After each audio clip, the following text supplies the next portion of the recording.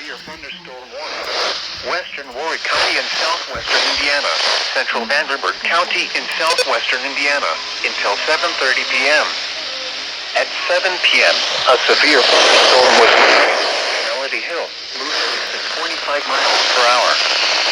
Expected hazard: miles per hour wind gusts and quarter-size hail. The following impacts are expected: hail damage. Expect wind damage to roofs, siding, and trees.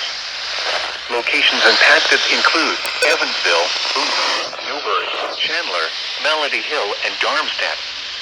Repeating, a severe thunderstorm warning has been issued until 7:30 p.m. for the following counties in Indiana: Vanderburgh and Warwick.